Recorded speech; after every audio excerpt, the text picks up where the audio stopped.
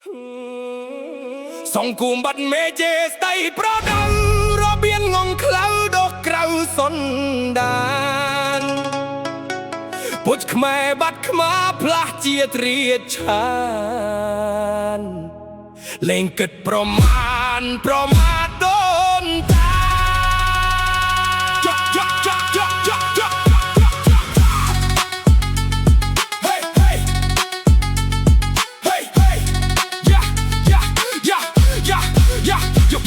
យកលេសម័យកាលៃវធភ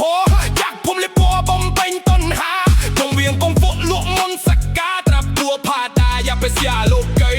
ត្រកូលចាក់ខ្មែរអ្នកថៃពុជពងមានពុជមានវងស្ពងពួថ្លាថ្លៃមានអរិយធម៌វពេកក្រៃប្រៃបាត់ដំឡៃក្រំដៃកូនចៅ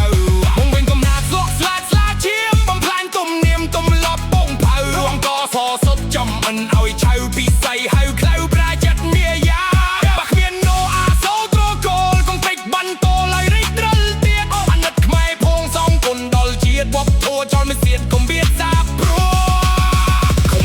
ចំណងបោះវងចំណាចំណេញអ្នកណាសុំគិតមើលចោះអបាយរីកធំសងគោរងគ្រោះជាតិបាត់កិតតីសពព្រោះគប់សម័យជាតិខ្មែរថ្លៃធ្នូវបធពនារីកុំហ៊ានកិតងាយរំលីកែឆ្នៃធ្វើរឿងត្រេះដាស់អត់ញ៉ែនតំឡៃកុំប្រឹងកាឡៃបំភ័យពុជសាខ្ញុំលើកម្រាមដកខ្ចប់ក្រាស់ទេប្រណមឲ្យសងថេបសែបអាគមដាស់តែខ្មៅមានមិនតបពីជនមានខ្មាស់លើកដៃសំពះដាក់បណ្ដាសាដល់ជនទាំងឡាយដែលឆ្នៃត្រកូលបំផ្លាញបន្តូលបន្តំដូនតាបំផ្លាញសម្បត្តិបុត្រហូខេវរាបំផ្លាញសាសនានិងជាតិនគរ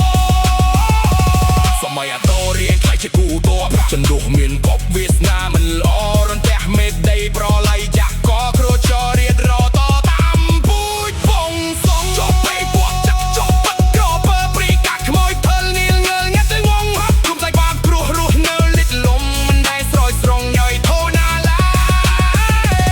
យខ្ញុំកាត់គេសីថ្វាយក្តីបំណងសូមពេលខ្ញុំសងឈុតឆាប់ដល់ត្រើយ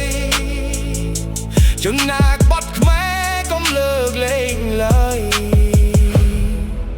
បេកដីខ្មែរ